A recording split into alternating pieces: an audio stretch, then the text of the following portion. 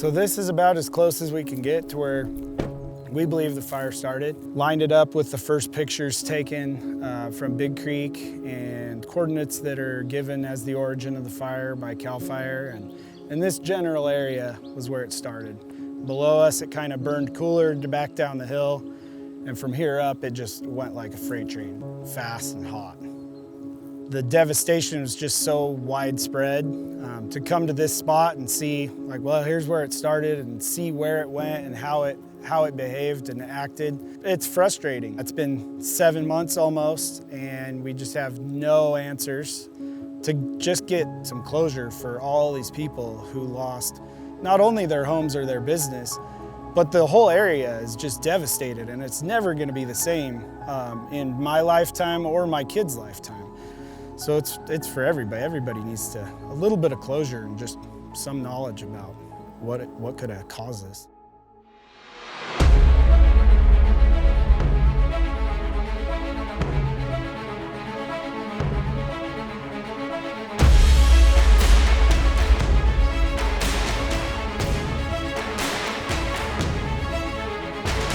This is hell if I don't know what else.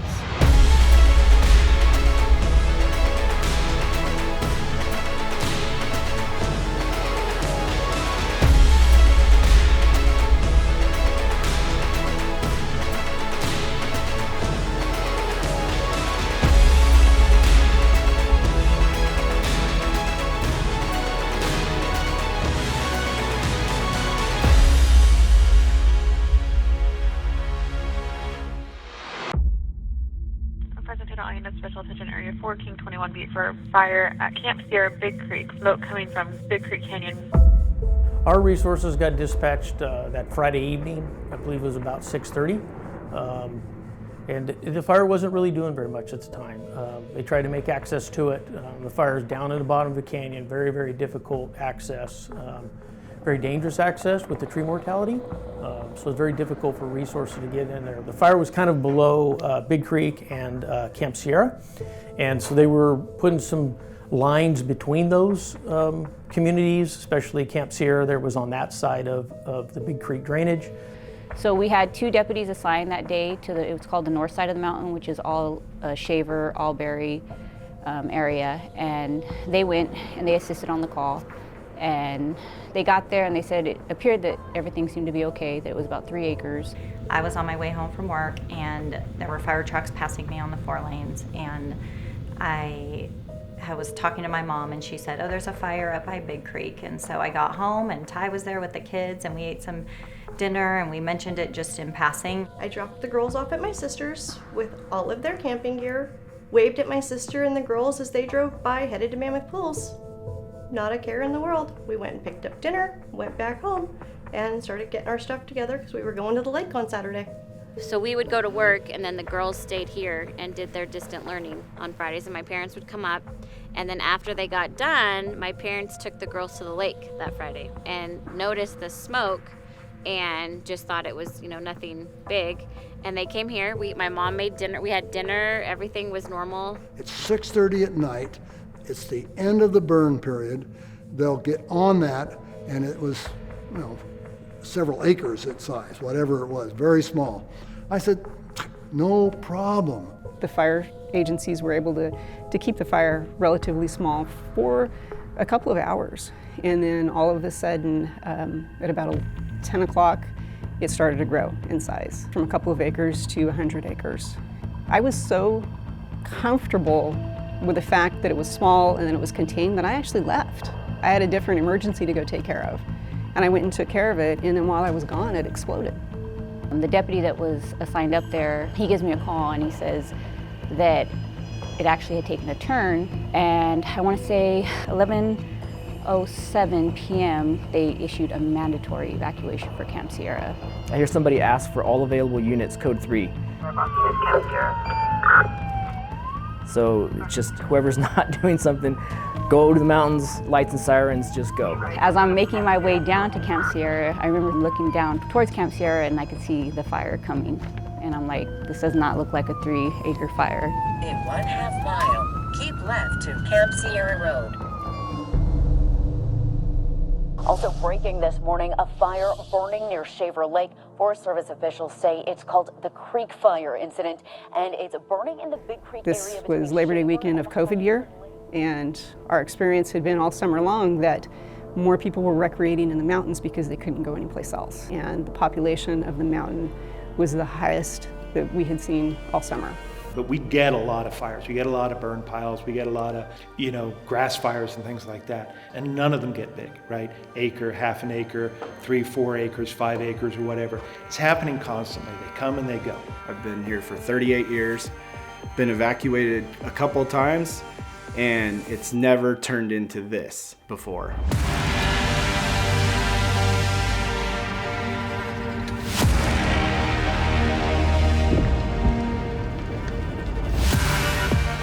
The fire is raging. I can't even articulate in words what it looked like. I mean, the sky was on fire. There was so much orange. You could feel the heat. And our job at that time was basically running door to door, telling people, you need to get out, the fire's coming, this is your evacuation notice. So we're running house to house, knocking on people's doors, waking them up, letting them know. And I mean, there's some people, they didn't grab any bags. They just grabbed their kids, got in their cars and trucks, and boogied out. There's a ridge to the north, and you could see the smoke basically passing us on the north side of the ridge. I remember one of the things, they were like, well, where's the fire? And my response to them was everywhere. Because we never knew where it was going. It was literally everywhere. Just keep going. Just keep going. Okay. Do you see flames from where you are right now? In every direction, yes. Take a deep breath, okay? There's a lot of fire, man. I don't know what to tell you. I understand. Listen to me. Just take a deep breath. We're trying to get some help from you guys. At 8:15 that morning, I issued evacuation warning for the west side of Huntington Lake. And within an hour and a half, the fire had just roared up that canyon to the point where we had to change that warning to an evacuation order for all of Huntington Lake.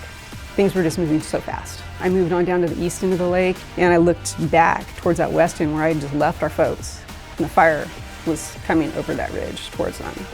And I called Sergeant Weissar, and the only thing I told him was go faster. Just go faster.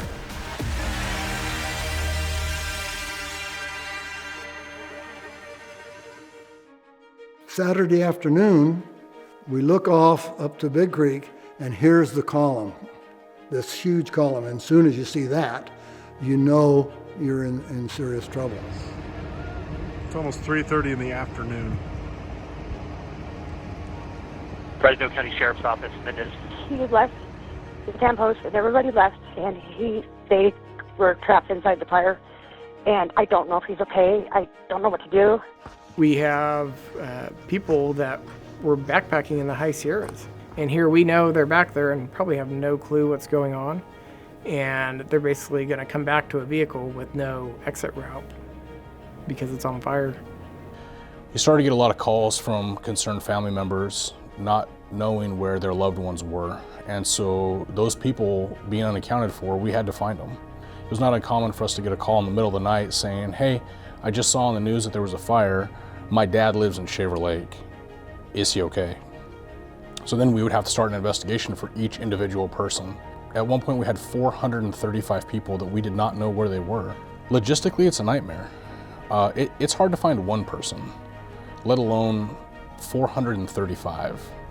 It wasn't until we were at the lake on Saturday, halfway through our day, when I got text messages and phone calls and realized that it was getting much bigger than I had anticipated.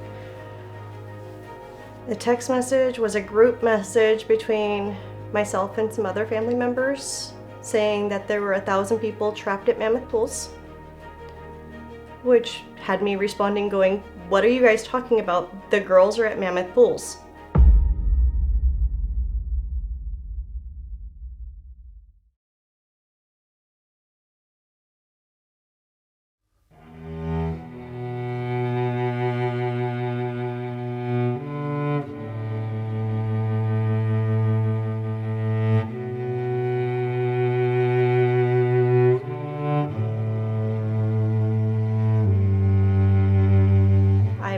When I was 21, and after that we were Robert and Morgan and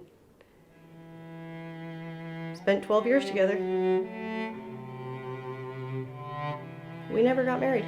So we'd sat down and we'd talked about it, and we were like, okay, well, we'll go in a couple weeks and we'll just finally get married. And then fire season kicked off. And it became we're gonna back burner this one, and as soon as fire season's over, we'll go 12 years, what's another few months? No big deal.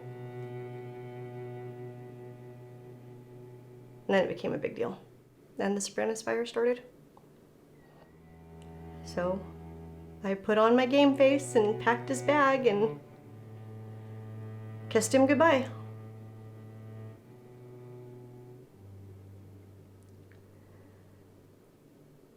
I did not expect to have a knock on the door the next morning.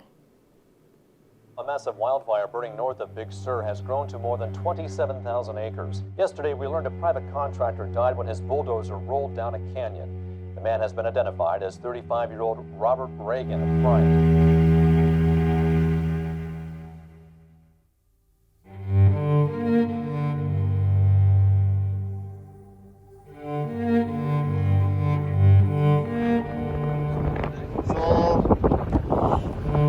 September 5th, at 5:30, vehicle completely surrounded by fire.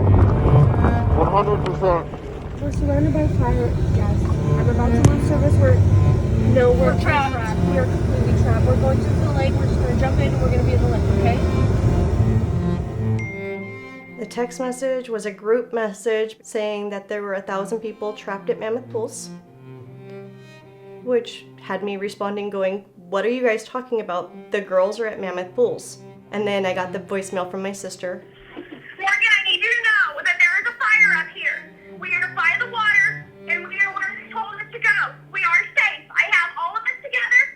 I want you to know we're safe, and I don't know how much longer I'll have cell service, let alone a phone that's working. But please know that we are fine, okay? I love you. From the time I got that message from my sister, it was that same shattering feeling that I got when they told me Robert was gone. I kind of just stood there looking at all the smoke and let out a, Robert, don't you dare let anything happen to those kids.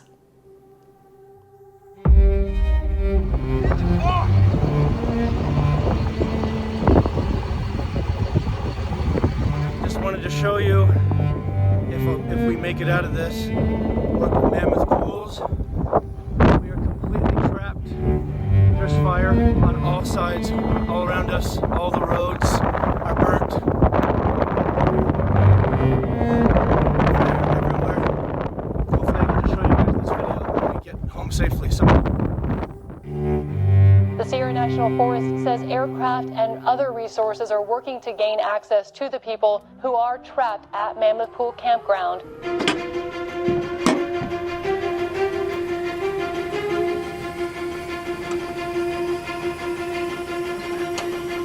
We show up, and I remember looking just kind of like, wow, okay, this is a big one.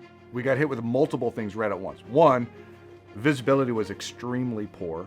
And it's kind of like when you're in that heaviest fog where you can only see a couple dots on the road ahead of you. That's kind of what it was. There was a wall of smoke. It was still daylight, and there was no transitioning at all. There was like Thule fog or valley fog. It was zero visibility. You could go to a certain point, and you couldn't go a couple hundred meters further, or else you would be completely in the blind. And here we are in uncharted territory, because on fires, we don't operate inside the fire. We operate on the edge of the fire doing water dropping. Get through there, and all of us, I think we were all like, whoa, this is not what we expected. And there was a couple moments there of it was apocalyptic. Yeah, that's the there way was a I couple describe moments it, there yeah. of a little bit panic, like, oh man, what did we get ourselves into? We were flying like ridge line to ridge line. We're like, all right, cool, like solid. I could see the next ridge line. Each ridge line was like a checkpoint for us. We got to the ridge line, and then we checked in with each other. Every single time I asked, how's everybody feeling about this? The response was always, we're good, let's keep going. We got to keep trying. There's people out there, we got to keep trying.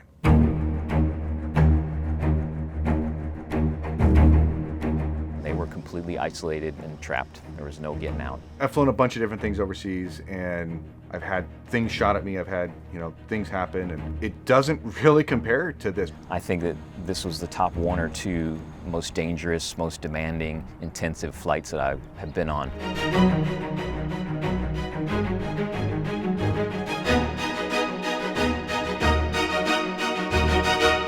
My co-pilot, he's actually the first one that saw the lake, and at that point it was a sense of relief. Cool, we made it. It was the best feeling ever. It felt good. Like if I could see somebody's reaction when they got that $1 billion lottery ticket, I feel like that's how I was. Like I had goosebumps and I was like, plus 10.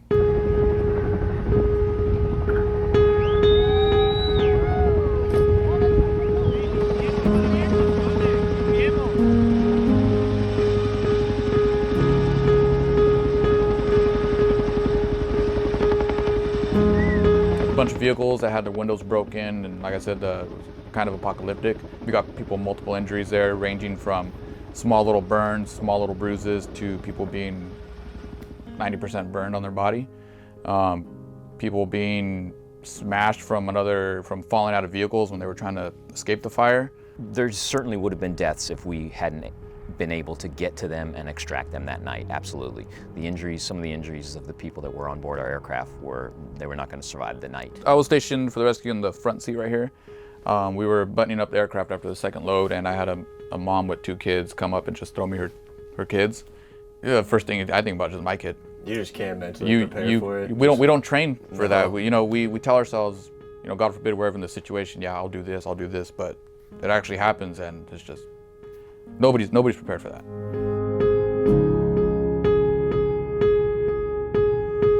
The first load was what, 65? Yeah. 65. The second one, that when we went in, it was 102. So we had all seats down. We had people piled all through the grounds. Had them on the ramp, and I was using ratchet straps kind of like as a fence because I couldn't even raise the ramp all the way because we had so many people. It was very emotional, just because like all of us have families.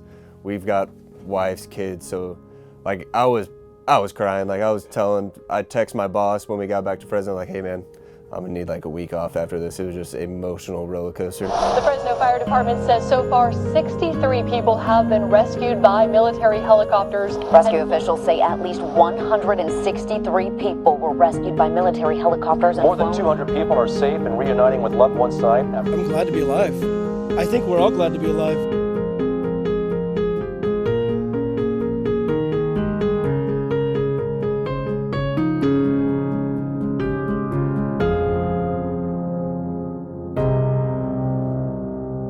From the time I got that message from my sister, it was that same shattering feeling that I got when they told me Robert was gone.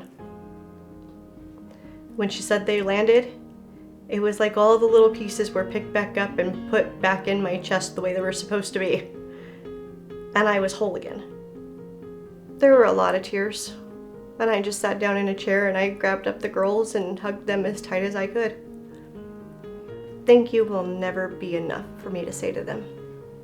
But what they did that day was so much bigger than they can even imagine for all of those families. Do you think you'll ever delete that message? No. Why? Because sometimes we just need a reality check of what can happen. And so I'll probably hold on to that, just like I hold on to voicemails on the house phone over there from Robert. And keeps me remembering that that was bad, but it ended good.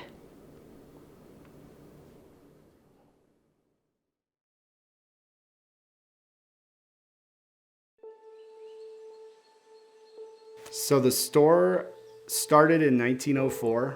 It's just always been the center of the Pine Ridge community. It's just been there forever. So everybody, generations and generations back, remember it from when they were kids. Yeah, it's kind of a community hub that just everybody loves to go there, and they see their friends and they see their family. And we heard it was for sale, and Ty one day said he thought we should buy it, and I kind of chuckled at him because it seemed like a huge undertaking. And then the previous owners, actually, I went in there one day to get a gallon of milk or something, and they had told me, hey, we heard that we need to have a conversation with Ty. And so they did, and then everything was history from there. So it was a great decision. You know, so our friend calls us and says, pretty much this fire is big. It's gonna get moving. The wind's picked up and it's moving. So you need to probably start thinking about moving some of your animals out. And I was like, it's in Big Creek. Yeah. Like, dude, Big Creek to Cressman's to this area is like, there's no way. So we kind of took our time. Fire watch tonight, tracking the creek fire, which is growing rapidly as it burns out of control in the Fresno and Madera County mountains. Late tonight, we learned that the fire has once again nearly doubled in size and now stands at more than 73,000 acres. Firefighters are working to defend lives. Early afternoon, we were evacuated from our home, and Ty remained at the store to try to help it. And so we packed up our house and the kids and all the animals and went to a friend's house down lower, and Ty remained up on the mountain as it started getting closer to try to save the store. This place has been here since 1904, so we're not going to let it go. And those guys are going to need our help till the very end. An engine being able to get fuel at 3 o'clock in the morning might save somebody else's house. We knew there was a possibility that it could get to us, but it still looked very unrealistic. The fire was uphill of us, higher elevation.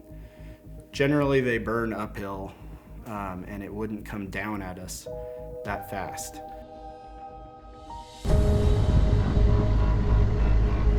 I mean, I'll never forget seeing 150-foot walls of flame.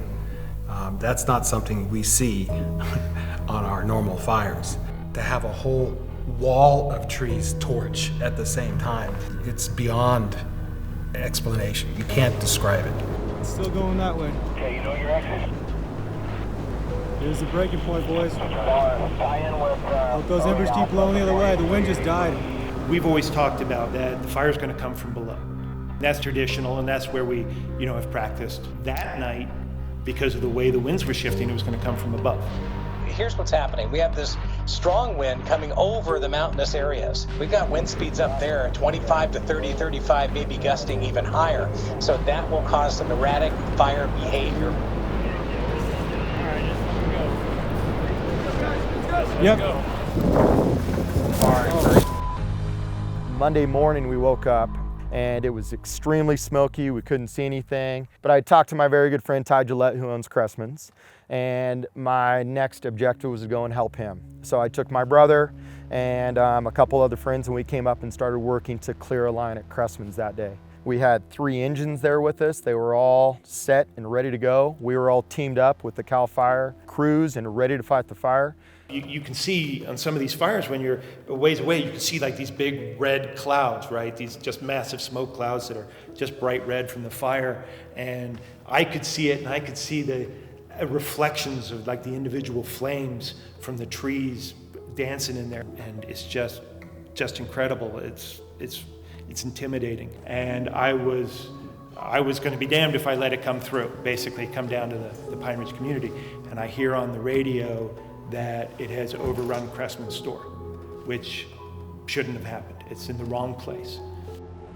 It was approximately 9:30 at night on Monday night, and from the first flames we saw, we got ran out of there within 10 to 15 minutes, and there was 400-foot plus flames, just exploding trees, burning debris falling down all over everybody.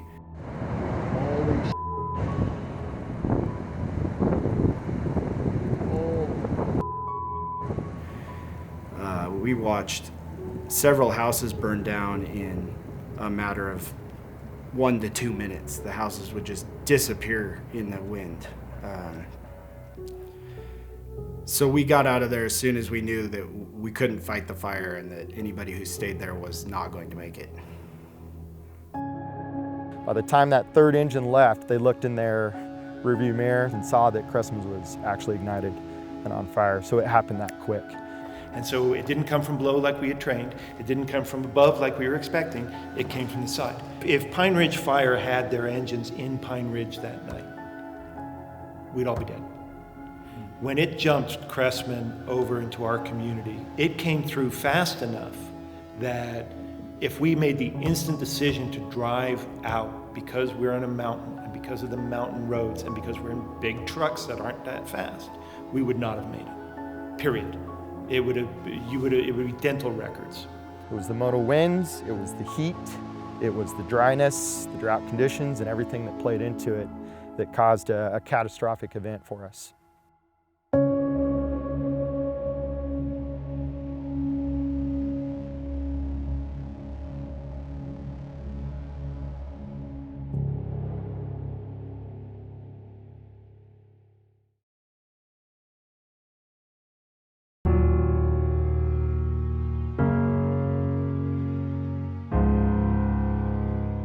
Our forests were just choked with fuel between dead trees and just too many trees. Every bit of fuel on the ground and the dead logs and the larger fuels are available to burn. So that really increases your fire intensity. So you have the dead trees, you have down trees, you have stressed vegetation, heavy fuel loading, that's all available to burn. It's not the fire that's unpredictable, it's the influences, the fuels, the weather, those kinds of things that influence fire. That's the tricky part. There was just no human ability whatsoever to stop a fire like that. There's just no way. After burning for almost 3 weeks, the Creek Fire is now the largest single fire in California recorded history. So far, the blaze has burned nearly 290,000 acres, and CAL FIRE officials confirmed the record set by the fire last night. Containment is at 32%. I was just lying there trying to catch some Z's and thinking about it, thinking, all right, well, in the morning I'm going to go back there and I'm going to see that, all of our tree limbing had paid off and all of our brush clearance had paid off and all that. And Pine Ridge lost 66 out of 88 houses, most of them permanent residents. And you think, well, how could it have been different? It couldn't have. With the tree mortality, with the wind and the weather conditions, there was nothing you could do. But it's still extremely sad to know all these people lost their homes. I think the only thing that actually helps me sleep about it is there's nothing I could have done. And I realize that. We did everything. Yeah. And nature just hated us. Yeah. And took it out on us. Between Tara's family and my family, we lost 6 out of 9 homes and the store. What does that feel like? Someone who's never experienced that before. Unreal. It just feels unreal. Driving up here feels unreal, and just, I guess it's such a heavy feeling. It's a feeling of loss, and I think that's a good way to describe it. It's a different kind of grief. We had a couple friends who had tried to get up here, and one friend was able to get through, and she told me she was crying, and she said, "It's gone." I said, "You're sure?" And she said, "I'm gonna send you a picture." I kept going through the pictures, and I kept blowing it up bigger, and I was like, "Are you sure that's our house?" And he's like, "That's our house." It was actually harder waiting for that call, because you started playing this game of, is it going to make it? If it does burn, what's it going to look like around there if our house still is there? And when you get that call, it is a little bit of sense of relief, because now. Just complete devastation. Everything goes through your mind, the memories we had stored of the kids and growing up and going to school. And I mean, those are just things, but just the fact that, what are we going to do now? Like, what's next? House is gone, and you're devastated for everyone else too, because you're not in this alone. There's so many people you know and love that also lost their homes and their livelihoods, and it just was really devastating. Yeah, we're in there around those houses, trying to protect them, as many as we possibly could. When that fire impacts those folks that you see every day, right?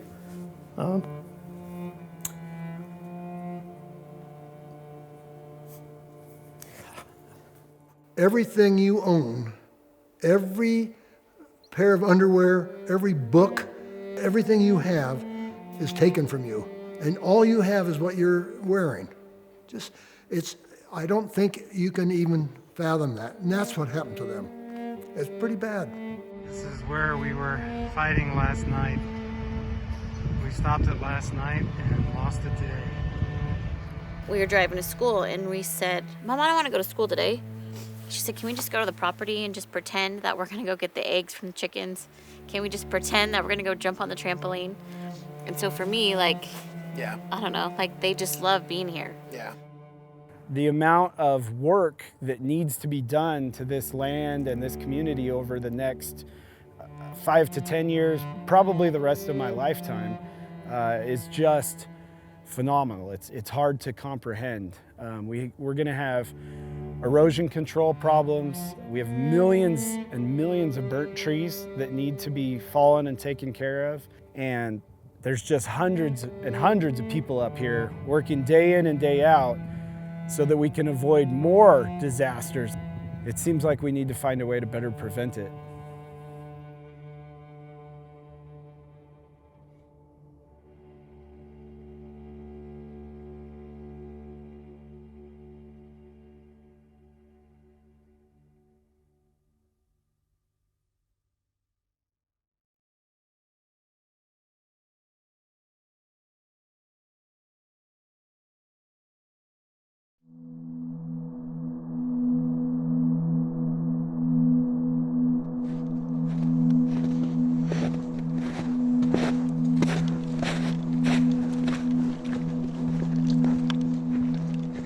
The objective of good forest management is to have what I call a variegated mosaic. That's my own terminology.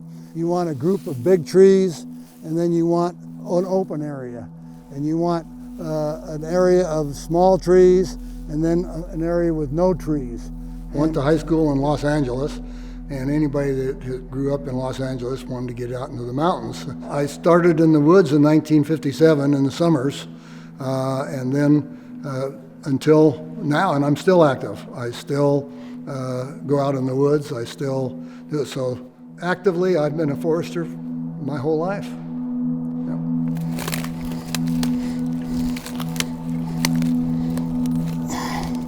I call it the return of natural fire. And I started burning in 1979 and burned every year, mostly on my own.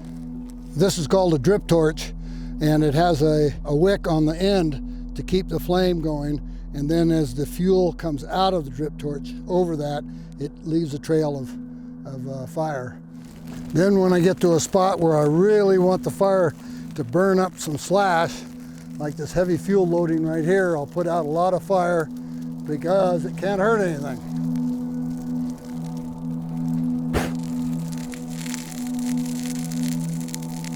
I asked myself one simple question. I said, "Oh, John, who put out the lightning fires before there were any fire departments? For thousands and thousands of years, lightning started fires all the time." And I said, well, if that's the case, then there should be fire in the forest. So just from that one simple question to myself, I knew that fire was required in the natural systems.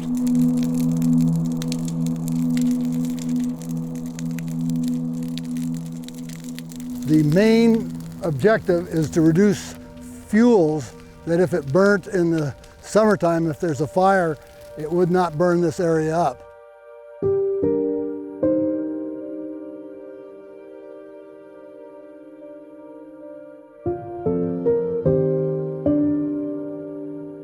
You dedicate your whole life to this and to preventing something like this from happening. Mm-hmm. And then you see it happening in the area that you work. Do you take it personally? I'm about ready to start crying now. Extremely personally, very, very personally. Really do. Really do. This hurts me so bad because I know what caused, what the problem was and everything else, and I've been working against it all these years. So, oh yeah, obviously. So there are some homes that have made it. There's a home on my left that made it. It looks like I've got, there's a structure I think here that might have been lost. You don't have to go that far to rub shoulders with someone who's lost property, especially if you're connected somehow to the mountain communities. So my interactions with the public run the gamut. I have some interactions with people who are hopeful. I have other interactions with residents up there who basically have given up. There were a lot of people who lost homes and they don't have insurance. You're now left with a property that you can't even afford to rebuild on. Unfortunately, I believe that with the homes that were lost on the Fresno County side, we will not see all those homes rebuilt right away. I know some families have already talked with neighbors, and they're selling their lot to a neighbor who plans on rebuilding, but they're choosing to move. Looking at that, it breaks my heart to see the devastation, but I'm committed as the supervisor of this area. For those people who want to rebuild, I'm going to do everything in my power to work with them to find ways to get people back into newly constructed homes.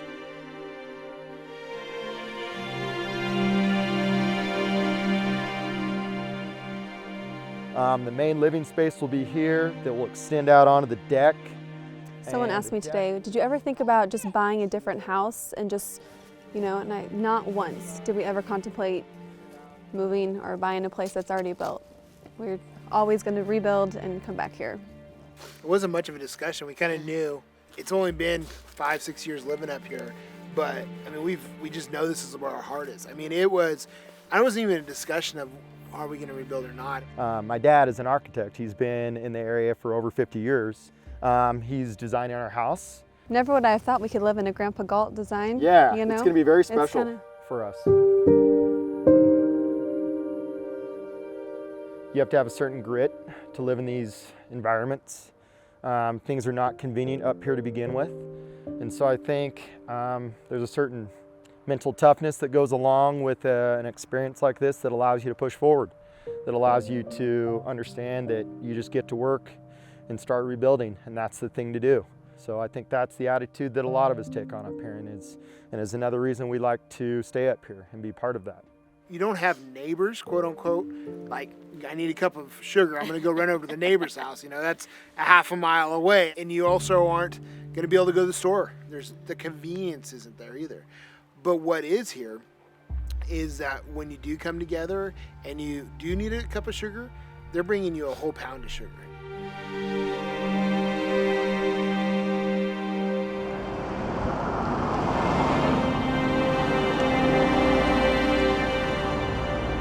There are people that say the prescribed burn and management program of Edison saved Shaver Lake. And people tell me that. I don't necessarily agree that I saved Shaver Lake, but the proof is in the pudding. When I get put in a casket or if my ashes are thrown out on the land, the last words are going to be, you know, a healthy forest. That's just the way I am, and I'm not gonna stop.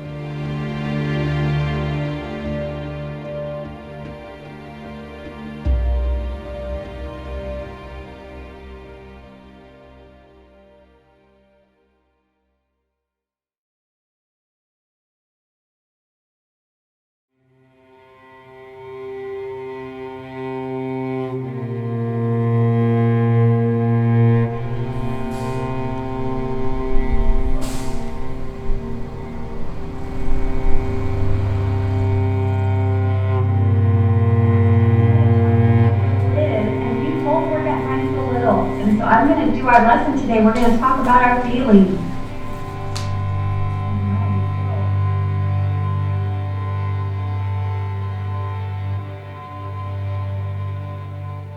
So we're going to breathe in for 3. Sit up nice and tall. Breathe into your belly.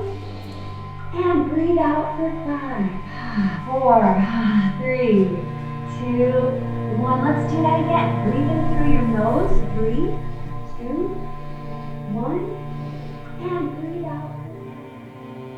We talked to some educators, just talking like, you know, where's the grieving process? How does it work? What should we be kind of watching for students? And they said it's not the first year, it's the second year, because people are still waiting, or they're in that place where their house is now, they can't afford it, the neighbor has rebuilt, we haven't rebuilt, and there's a lot of emotions that come with that. And so they said it's a long haul. It's not a 1 year, everybody's got their house built and everybody's smiling. It takes multiple years, and you're gonna feel this as a school site for 2 to 3 years, without a doubt.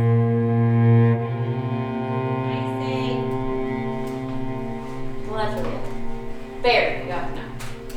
Okay, number 1, air. The air in the mountains is so clean. Air. I find I teach differently than I normally would.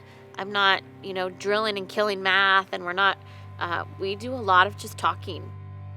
I will have a lesson plan for the day, and majority of the day I don't get half the stuff done that I thought, because such and such started crying because in class the light bulb was flickering and she thought it was on fire and she could not get past it. Came up to me, tears in her eye, Mrs. O, I just keep thinking that the classroom's gonna be on fire. You can't go right back to doing math after that, you know what I mean? And then, having a couple other kids who just will start crying at their desk.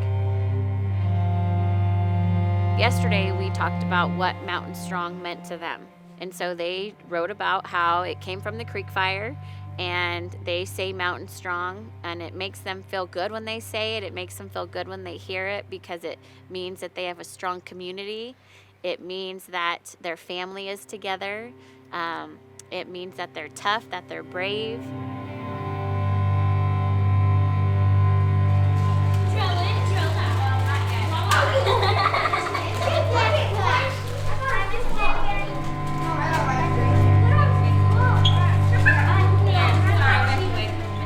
They're playing out at recess. They're out there pretending they're swinging because our play structure burned. I think that's why I did the little Mountain Strong riding yesterday with my kids. I have one little boy who's really struggling, and that makes me sad for him. I just want to make it all better for them. Say, I am happy. I am happy. I am healthy. I am healthy. I am peaceful. I am peaceful.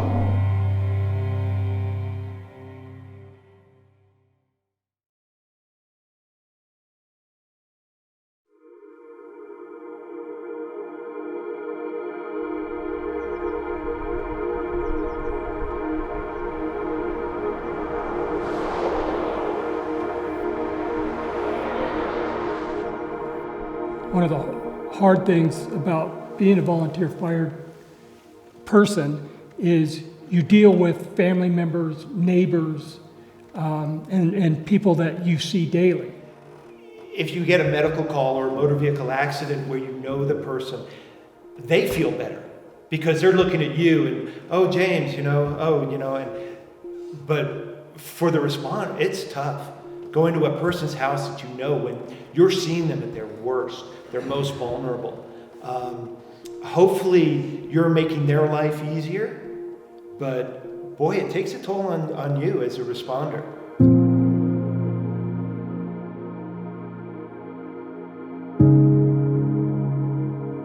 When I first became chief, the first fire that we had was a structure fire, and it ended up being a triple fatal fire.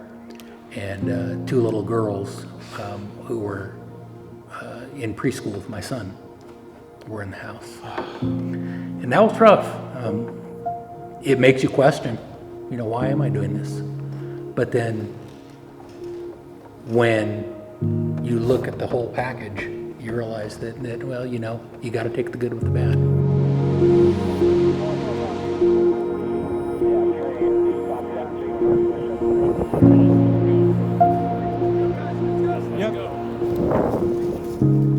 We didn't sign up for this, right? This is not what we signed up for. We're fighting smaller fires. We're fighting house fires. 75-80% of our calls are medical calls. But we're not career firefighters. But this fire came. It was in our area. And this is what we trained to do. I went to Target a couple days after the house burned down, and there were some firefighters there shopping. They, were hoping that they had saved our homes, and we told them they didn't. And they came and found me in the store and brought me gift cards. They went shopping for us as firefighters working. And so it's just, I don't think there are any words to express how much this situation has shown me what they really do. It's just, heartwarming and amazing and overwhelming. And it's everybody. It's the firefighters, and it was the sheriffs and the CHP. And somehow 850 houses burned down and no one died. It's amazing.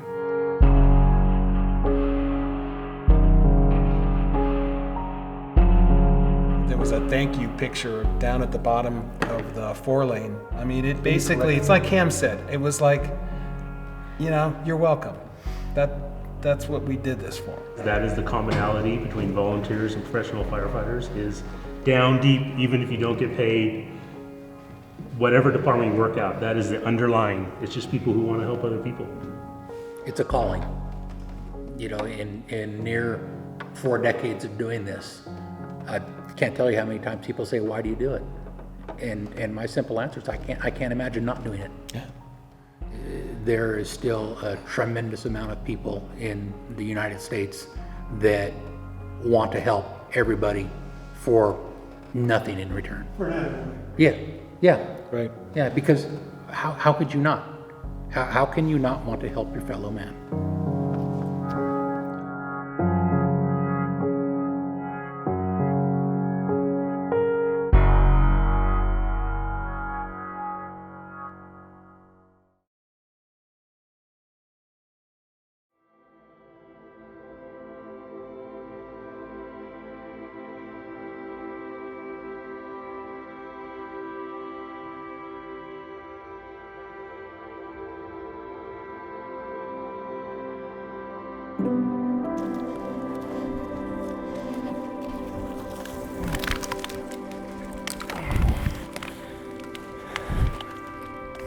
I mean, I see the irony in having to use fire to clear what's left behind by the fire, you know, but it's just another process, right? It's like taking your trash out for people who live in the mountains. You know, I focused on what I was doing. I focused on the firefighting that I had. But in the back of my mind, I knew that that red that I was looking at was my house and my community and my neighbors. That was it. Probably the most difficult call I've ever had to make was telling my wife that everything's gone. So this was a 2-story, 4,000 square foot house. Just now I'm finding pieces of the fireplace. But over there, where you see absolutely nothing, was the mother-in-law's house, also cleaned up. And this is where, you know, my house 2.0 will be built. So this is the footprint of the original building, and there was about 4 or 5 buildings here. This will turn into one large building with a very similar front facade to the old original building, as close as we can make it look. People, they needed to see that that store was going to be rebuilt and that they were going to still have that community hub, because a lot of people, and it makes sense, are on the fence, like, do I rebuild my house in this place that everything's burned down and everyone's lost their homes, or do I go somewhere else and start over somewhere else? So I thought it was very important for people to know that some of the major components that make this place great survived. Cressman's did not, but it's certainly worth rebuilding, and we'll get it done. We are going to have a different fire season this year than normal, and we're going to have grasses, light, flashy grasses. Just one careless cigarette out of a car or a campfire pop somewhere down in Jose Basin can come racing right back up. So we're going to be shifting our training to encompass grass fires. It's a total different beast than a wildland fire. You don't get the 1,000-foot flames, but instead you get them moving at 1,000 feet a minute. All of us have to just be cognizant of the new reality that we have. It seems strange to start planning for the next season because the creek fire wasn't all the way out until almost the end of the year. And a couple months later, it's springtime, snow's melting, things are warming up, and we are looking towards fire season once again. And the creek fire burned an awful lot of the forest, but it didn't burn all of it. It's still a possibility. Some of the things we're looking at doing, working with California Edison, is they have a plan currently. They're in here logging this. They're removing all the dead, burnt trees while they still have salvage value. They're going to go in and start replanting. They already have plans, trees in their own nursery to start replanting and let those trees get started. And then their concept is, and it's very interesting as we look at restoration, is put those trees in the ground for a couple years and then run prescribed fire through them. And yes, we might and we will burn up some of those little trees, but the stronger trees will continue to survive. And do that in a rotation about every 3 to 5 years and let this come back as a more resilient landscape. Very devastating fire, but now what can we do moving forward to continue to make those communities safe, build things back better, and try to prevent this from happening again.